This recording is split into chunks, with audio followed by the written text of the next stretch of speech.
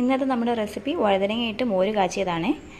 അപ്പോൾ പല വീഡിയോസിലും നമ്മളിത് കണ്ടിട്ടുണ്ട്, വഴുതനങ്ങയിട്ട് മോര് കാച്ചിയത്. അപ്പോൾ ഇന്ന് ഞാൻ ഈ റെസിപ്പിയാണ് ഇടുന്നത്.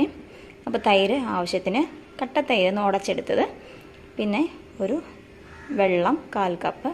അത് ഈ വഴുതനങ്ങ ഒന്ന് വെന്ത് വരുന്നതിന് ആവശ്യമായിട്ടുള്ളത്. വഴുതനങ്ങ ചെറുതാക്കി മുറിച്ചതിൽ 1/2 ടേബിൾ സ്പൂൺ മഞ്ഞൾപ്പൊടി, ആവശ്യത്തിന് ഉപ്പും, പിന്നെ താളിക്കുന്നതിന് കടുക്, ഉലുവ, ചെറിയ ജീരകം, അത് ആവശ്യത്തിനെടുത്താണ്. ഞാൻ 1/2 ടേബിൾ സ്പൂൺ വെച്ചാണ് എടുത്തേക്കുന്നത്. വറ്റൽമുളക് ഒരു 4 എണ്ണം, വെളുത്തുള്ളി ആവശ്യത്തിന്, ഞാനൊരു 6 അല്ലിയോളം എടുത്തിട്ടുണ്ട്.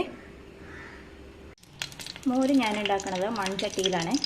അപ്പോൾ തണുത്താലും കേടുവരാതെ ഫ്രിഡ്ജിൽ വെക്കേണ്ട ആവശ്യമില്ല. നമ്മൾ മൺചട്ടിയിലാകുമ്പോൾ കേടുവരാതെ 2 ദിവസമൊക്കെ ഇരിക്കും. അതുകൊണ്ട് മൺചട്ടിയിലാണ് ഞാൻ ഉണ്ടാക്കുന്നത്. വേറെ പാത്രത്തിൽ കുഴിച്ച് മാറ്റേണ്ട ആവശ്യമൊന്നുമില്ല. അപ്പോൾ കടുക്, വെളിച്ചെണ്ണ ചൂടായി വന്നിട്ടുണ്ട്. അപ്പോൾ അതൊക്കെ ഒന്ന് പോട്ടെ. നല്ല ചൂടായി വരുമ്പോഴേക്കും നമുക്ക് കടുക്, ഉലുവ, ജീരകം, വെളുത്തുള്ളി, വറ്റൽമുളക് ഇത്രയും കൂടി ഒരുമിച്ച് അങ്ങിട്ട് കൊടുക്കാം.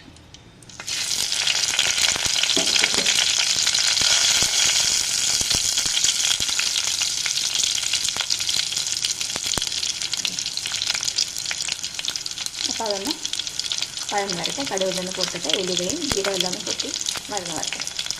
ഇതെല്ലാം വഴന്ന് വന്നിട്ടുണ്ട്. ഇനി നമുക്ക് വഴുതനങ്ങ, മഞ്ഞൾപ്പൊടി, ഉപ്പ് ചേർത്ത് കൊടുക്കാം. ഒരുമിച്ച് ഇട്ട് കൊടുക്കുക കേട്ടോ. എല്ലാം കൂടി ഒരുമിച്ച് ഇട്ട് കൊടുത്തേ. ഇനി നല്ലോണം ഇളക്കി കൊടുക്കണം. പിന്നെ അതിൽ ആ എണ്ണയിലും എല്ലാത്തിലും ഒന്ന് പിടിക്കുന്നിടം വരെ വഴുതനങ്ങ നല്ലോണം ഇളക്കി കൊടുക്കണം. ആ വഴുതനങ്ങയുടെ തൊലിയുടെ നിറം ഒന്ന് മാറും കേട്ടോ, അത് നോക്കിയാൽ മതി. വഴുതനങ്ങയുടെ തൊലിയുടെ നിറം ഒന്ന് മാറുന്നിടം വരെ എണ്ണയിൽ തന്നെ കിടന്നൊന്ന് വഴന്ന് വരട്ടെ. ഒത്തിരി ഒന്ന് കരിഞ്ഞ് പിടിക്കരുത്. എൻ്റെ നിറം ജസ്റ്റ് ഒന്ന് മങ്ങുമ്പോഴേക്ക് നമുക്ക് ആവശ്യത്തിനുള്ള വെള്ളം ഒഴിച്ചു കൊടുത്ത് ഒന്ന് വേവാൻ വെക്കാം. അപ്പോൾ ഒന്ന് എണ്ണയിൽ കിടന്നൊന്ന് വഴന്ന് വരട്ടെ. അപ്പോൾ വഴുതനങ്ങ ഒന്ന് വഴന്ന് വന്നു. ഇനി നമുക്ക് ഉള്ളിലൊക്കെ ഒന്ന് വെന്ത് കിട്ടണം. അതിനായിട്ട് ഒരു 1/4 കപ്പ് വെള്ളം. നമുക്ക് ആവശ്യത്തിന് എത്രയാണ് വഴുതനങ്ങ ഇടുന്നത് അതിനനുസരിച്ചുള്ള വെള്ളം ഒഴിച്ചാൽ ഞാൻ കുറച്ച് വെള്ളം ചേർക്കാൻ കൊണ്ടുവരാൻ വേണ്ടി. തൈരിൽ വേറെ വെള്ളം ചേർക്കുന്നില്ല, അതുകൊണ്ട് വെന്ത് കിട്ടുന്നതിന് ആവശ്യമായിട്ടുള്ള വെള്ളം ഒഴിക്കുക. അപ്പോൾ ഇത് കുറച്ചൊന്ന് വറ്റും. വഴുതനങ്ങ ഒന്ന് വെന്ത് വരുമ്പോഴേക്കും വെള്ളം കുറച്ചൊന്ന് വറ്റും കേട്ടോ. അപ്പോൾ നിങ്ങൾ ആവശ്യത്തിനുള്ള വെള്ളം ഒഴിച്ച് കൊടുക്കണം. തൈരിൽ വെള്ളം ചേർക്കുന്നില്ലല്ലോ, അതുകൊണ്ട് ഒത്തിരി കുറുകണ്ടെന്നുള്ളവർക്ക് ഇതിൽ ആവശ്യത്തിന് വെള്ളം ചേർത്ത് കൊടുത്താൽ മതി. അപ്പോൾ വഴുതനങ്ങ ഒന്ന് വെന്ത് വരട്ടെ. അപ്പോൾ നമുക്കൊന്ന് തുറന്ന് നോക്കാമേ. ഞാൻ വെള്ളം ഒഴിച്ച് വഴുതനയ്ക്ക് ഒന്ന് വേവാൻ വെച്ചായിരുന്നു. ഒന്ന് തുറന്ന് നോക്കാം.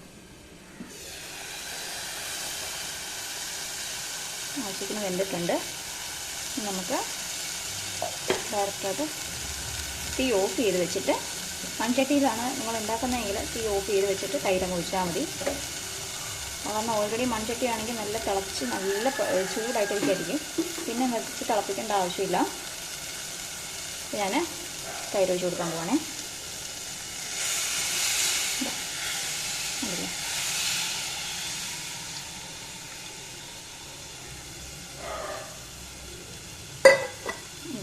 നല്ലോണം ഇളക്കി കൊടുക്കണം. അപ്പോൾ തീ ഓഫ് ചെയ്തു. ഇനി തീ വെച്ച് ഒത്തിരി ഇട്ട് തിളപ്പിച്ച് കഴിഞ്ഞാൽ തൈര് പിരിഞ്ഞു പോവും. അതുകൊണ്ട് വീണ്ടും എടുത്ത് വെച്ച് തിളപ്പിക്കേണ്ട ആവശ്യമില്ല. മൺചട്ടി ആയതുകൊണ്ട് ഓൾറെഡി ചൂടുണ്ട്.